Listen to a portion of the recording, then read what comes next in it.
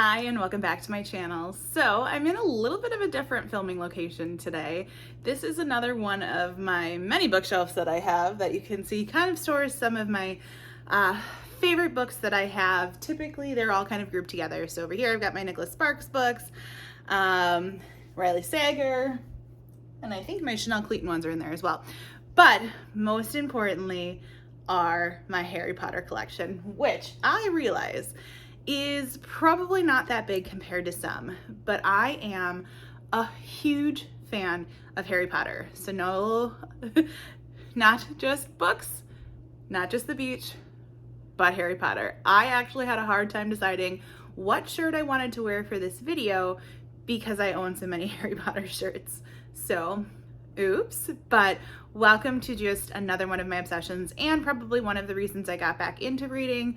Like I said in my very first video I did, thanks to the 6th graders that I used to teach. So I thought it'd be kind of fun to give you a glimpse of what's on my shelf, and then I have a couple questions that I'm going to answer that are like typical Harry Potter fan questions. So over here I've got this huge pop-up book of Harry Potter. I actually got this at a rummage sale I was having with my aunt. I believe one of her friends was getting rid of it, and I was like, no, I need that. And it is a typical like pop-up book. So have I ever actually probably opened it and read it cover to cover? No, but it was a pop-up book and I knew I needed it. So that's my pop-up book.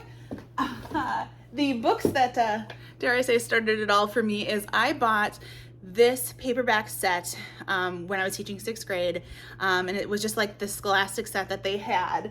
And I think the cool thing about it is the spines all form the image of the castle, and then they have these illustrated covers like this. Now, I do not own any of the hardcover books yet. That's kind of on my bucket list of things to eventually pick up slowly but surely, but I love having this set and I think it's such a pretty set to have. And unfortunately book 1 just like does not fit back into the box that they're all in once you crack those spines. But then I have a couple of the books here, like some of the different separated ones, The Tales of the Beetle and the Bard, Fantastic Beasts and Where to Find Them, and Quidditch Throughout the Ages. So kind of a couple of those that I can pick up. You can definitely tell I picked them up from Goodwill because I never got the stickers off. But I love having those as part of my collection. Then moving down here, I have the screenplay edition of Harry Potter and the Cursed Child. This one I have to my mom and my dad, I think, to thank. We were on vacation in Ohio as a family, and they had run out to the store the day this came out, and they actually came back and surprised my cousin and I, both my aunt and uncle and my parents, with each a copy of this because my cousin loves Harry Potter too. So we got it the day it came out. It actually came with a poster, and that poster is currently hanging in one of my offices at school. So that was kind of a cool story with that one. Of course, then I have the Fantastic Beasts screenplay as well. And my newest thing that I've started to collect is these new versions of Harry Potter that are coming out. And I don't know if they call they're not the illustrated versions because I have those on my list that I really want to pick up too. But these ones are so neat because they're a little bit more interactive. They've got some images with it. I'm trying to find a good page without tipping it all over here. And you can see, whoop, I haven't read some of these yet, but they've got some more interactive pieces to them to kind of immerse in with the story, which I think is amazing. So the next time I do my reread, I'm definitely going to do these ones. And actually book 2, I haven't even unwrapped from the plastic yet. So the next time I do a reread of Harry Potter, I'm going to be using these ones. I think the 3rd one is coming out soon. Really looking forward to those ones because I think those ones are so beautiful, and clearly I have some more room to pick those up. And like I said, I really would love to pick up the illustrated ones that are a little bit larger, so hopefully those will eventually join my collection. I have this awesome sign, as I knock it over, that my brother just picked up for me for my birthday. So this was kind of fun. I love it. Anything Harry Potter obviously is pretty neat to me.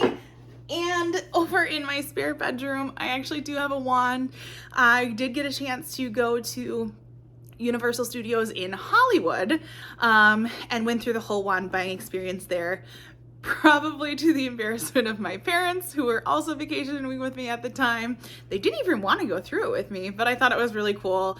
I got a chance to have butterbeer. The frozen butterbeer is fantastic, and do some of the theme rides and things there.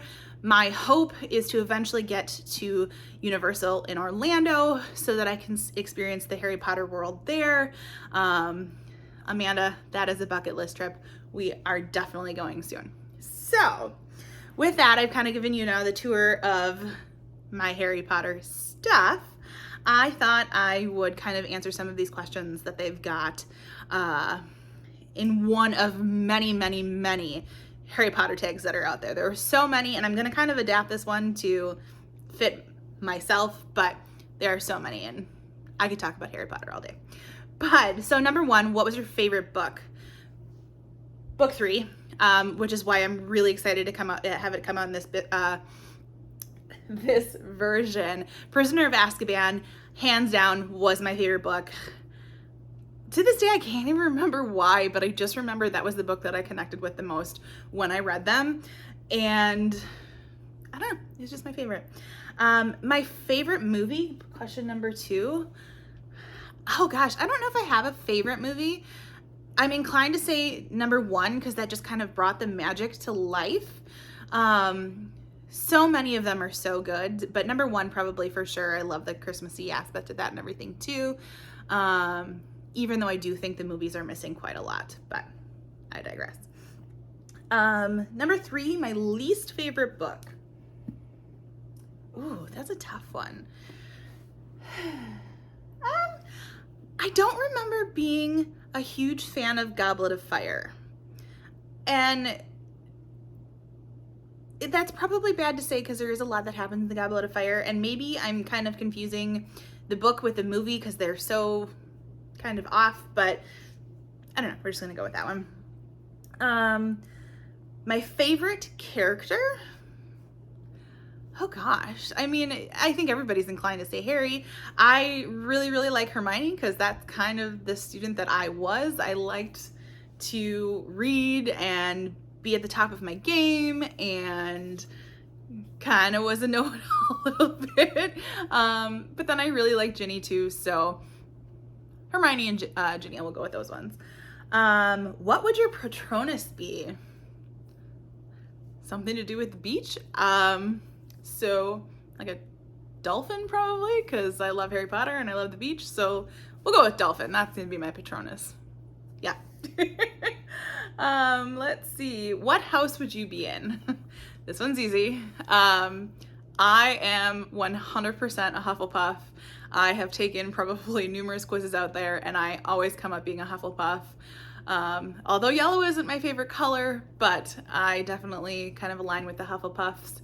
And I think my second one then would be Ravenclaw. So Hufflepuff, all the way, Hufflepuff pride.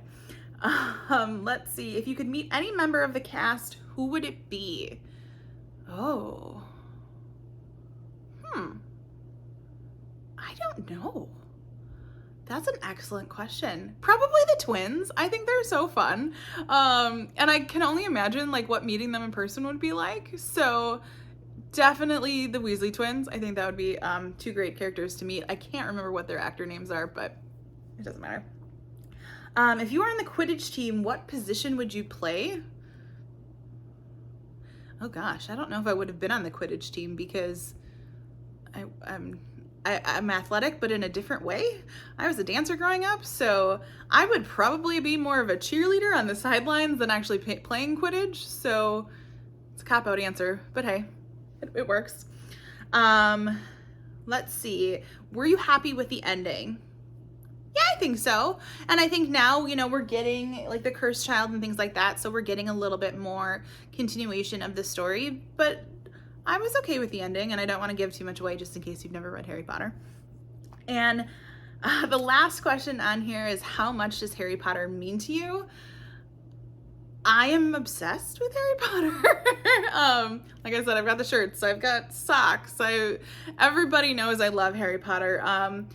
But I think it was one of those sets of books that brought me back to reading. I have always loved to read, but then I think once I became a teacher, I just assumed that reading for pleasure wasn't something I had time for. I always needed to be doing something else in reference to my classroom. And so reading these and seeing the excitement that my students had every time I finished a book and we could talk about it, that kind of brought that back. And I was never a big fantasy reader. And I'm not. But Harry Potter and that world are always going to be truly special to me. And like I said, I loved going to Universal, and I can't wait to go to the one in Florida. It's